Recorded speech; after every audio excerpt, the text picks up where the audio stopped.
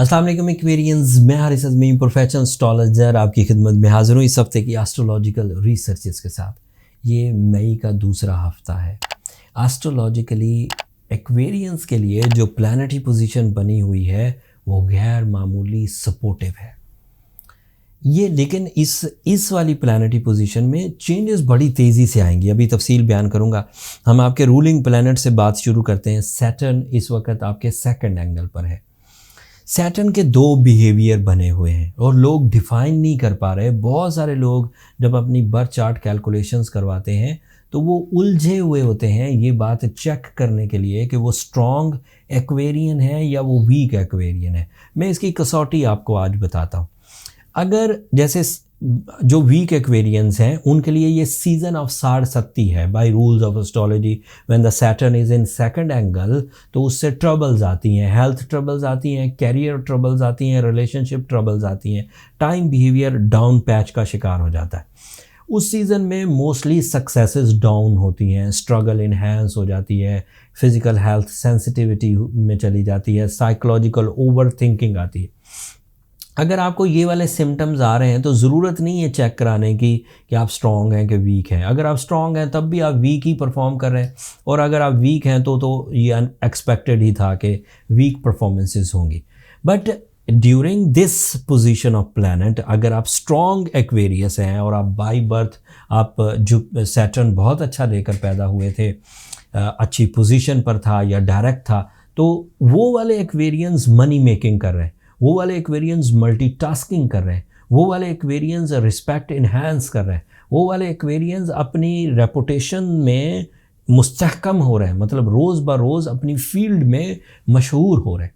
तो ये दो बिहेवियर हैं, इन दोनों को आप खुद ही जज कर सकते हैं। आप फिर भी अगर आप जज ना कर सकें तो नेक्स्ट लेवल जो जजमेंट का है वो तो बर्थ चार्ट कैलकुलेशंस ही हैं। वो तो ये नंबर नीचे चलते रहते हैं, आप उन पर रब्ता करके अपने लिए टाइम ले सकते हैं। वो फ्री फोरम नहीं है, लेकिन उससे ये डिफाइन ज़रूर हो जाएगा कि इधर you are exist in strong group of aquarians are in weak group of aquarians. दूसरी खबर ये है कि आपके लिए मार्स इस वक्त सिक्स्थ एंगल पर है। सिक्स्थ एंगल पर मार्स की पोजीशन आपको फैमिली वेलफेयर दे रही है, कैरियर स्टेबिलिटी दे रही है, फिज़िकल हेल्थ दे रही है। ये उसकी ड्यूटीज़ में शामिल था। मार्स की क्या औकात है कि वो आपके लिए कुछ करे। हुक्म खुदाबंदी है कि वो फ्यूल्स जनरेट करता है, वो कुछ बड़ा ऑब्जेक्ट है, उसका कुछ मटेरियल है, सूरज की रोशनियाँ उस पर पड़ती हैं, वो रोशनियाँ ज़मीन की तरफ रिफ़्लेक्ट कर देता है। उन रोशनियों में रेडिएशंस, पेनिट्रेशंस, रिफ्लेक्शंस, स्पेसिफिक ग्रेविटीज़ सब कुछ होता है, एंड वो हमारी लाइफ के लिए पॉजिटिव होता है, जिससे हम कंपटीशंस कर पाते हैं, जिससे हम कॉन्फिडेंट हो पाते हैं, जिससे हम क्रिएटिव हो पाते हैं, जिससे हम हेल्दी हो पाते हैं, जिससे हम वॉरियर इमोशंस अर्न कर पाते हैं, जिससे हम ज़रा स्टैमिनाइज्ड हो पाते हैं। तो ये सब क्वालिटियाँ मार्स से मिल रही हैं इस हफ्ते तक। अगले हफ्ते मार्स ने यहाँ नहीं होना, एक नए एंगल पर होगा, वो भी पॉजिटिव एंगल है, लेकिन फ़िलहाल ये हफ्ता आप इसी सिचुएशन में गुजारेंगे। सूरज आपके फोर्थ एंगल पर है, यहाँ ये पॉजिटिव है, ये बेसफुल एरिया है सूरज का। इस एरिया में आप जो कुछ बनाएंगे, इज़्ज़त बनाएं, बेसफुल रहेगी, लंबी चलेगी। सेहत बनाएं, बेसफुल रहेगी, लंबी चलेगी। लग्जरीज़ बनाएं, कंफर्ट ऑफ लाइफ, बड़ा घर, गाड़ी वगैरह, सेफ रहेगी, लंबी चलेगी। इस एरिया में आप अपनी फैमिली के लिए कुछ फ्यूचर सिक्योरिटीज़ क्रिएट कर दें, उनके खदशात क्रिएट कर दें, अपनी रिलेशनशिप बाउंडिंग क्रिएट कर दें, लंबी चलेगी देर तक। एंड इसी तरह सूरज आपको डिसाइसिव कर देगा, डिसाइसिव बिहेवियर, डिसाइसिव नॉलेज। आप दोहरे बिलीव्स नहीं रखेंगे, अपनी नॉलेज पर परख कर किसी एक चीज़ को एक्सेप्ट कर लेंगे। Beliefs on your self, beliefs of life, beliefs of your creator, इस्लामियात, कानून फितरत, इन सब पर बिलीव्स पुख्ता हो जाएंगे, एंड फिर उन्हीं को मद्देनज़र रखते हुए आप परफॉर्मेंसेस करेंगे। This is big research about this situation. फिर आपके लिए मरकरी रेट्रोग्रेड है। मरकरी की रेट्रोग्रेशन एक वीक पोजीशन है आपके फोर्थ एंगल पर। इसकी वजह से कुछ ऐसी हेजिटेशन आ सकती हैं कि जो काम आप बड़े इजीली कर लिया करते थे, फर्मली, ईजीली, सिल्की वे में वो काम इतने इजी नहीं रहेंगे, थोड़े स्ट्रगलिंग हो सकते हैं, एंड उसमें कोई मुश्किल नहीं है। Aquarians are trend setter, they are strong people.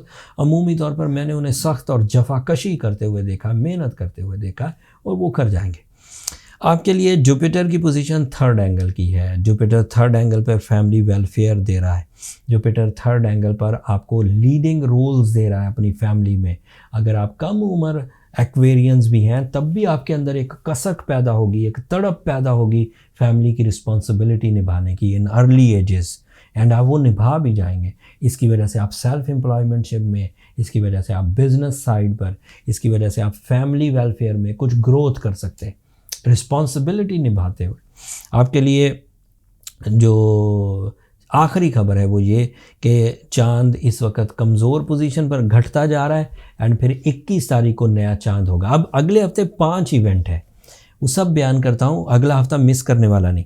Jupiter third house से निकल जाएगा, 12 साल बाद वो चौथे एंगल पर जाएगा, पॉजिटिव है, रिपोर्ट अगले हफ्ते दूंगा। मार्स आपके लिए इस वक्त 6th एंगल पर है, अगले हफ्ते निकल जाएगा, 7th एंगल पर चला जाएगा, पॉजिटिव है, रिपोर्ट अगले हफ्ते दूंगा। सूरज इस वक्त 4th एंगल पर है, अगले हफ्ते 5th एंगल पर चला जाएगा, पॉजिटिव है, तफसील अगले हफ्ते बयान करूंगा। मरकरी रेट्रोग्रेशन से बाहर आ जाएगा, ये चौथी इन्फॉर्मेशन थी, ये चौथा क्लू था। मरकरी की रेट्रोग्रेशन आपको मेंटली आज़ाद कर देगी, आपके अंदर से खौफ ख़त्म करेगी। एंड 5वां इवेंट न्यू मून का है, वो भी आपके लिए स्पिरिचुअल टाइप के एडवांटेजेस लेगा। So third week of May is too busy for solar system and for you also. जो लोग इस प्लानिटरी सेटअप से ही स्ट्रेंथ में हैं, सक्सेसफुल हैं, परफॉर्मिंग हैं, रिस्पेक्ट क्रिएट कर चुके हैं, रिलेशंस क्रिएट कर चुके हैं, मटेरियल एडवांटेजेस ले चुके हैं, आप यकीन मानिए कि अगला हफ्ता इससे ज़्यादा ताकतवर होगा और मज़ीद स्मूथ एंड सक्सेसफुल टाइम गुजरेगा। बट अगर इस हफ्ते उलझे हैं तो फिर इसका मतलब है अगले हफ्ते भी उलझेंगे। उलझने को ओवरकम करने के लिए आपको सूरज शम्स पढ़नी चाहिए, उलझने को ओवरकम करने के लिए आपको ब्लू सफ़ायर पहनना चाहिए, काले कपड़े अवॉइड करने चाहिए। फिर भी चीज़ें रिजॉल्व ना हो तो फिर पर्सनल कैलकुलेशंस की तरफ चले जाइए। पर्सनल कैलकुलेशंस में हमें आपका date of birth, time of birth, place of birth चाहिए होता है। उससे बेसिक सी डायग्नोसिस हो जाती है कि at the time of birth आपकी स्ट्रेंथ क्या थी और इस वक्त ट्रांजिट बिहेवियर ऑफ 23 में या 24 में आपकी सिचुएशंस क्या हैं और आप कितना सक्सेस अर्न कर सकते हैं।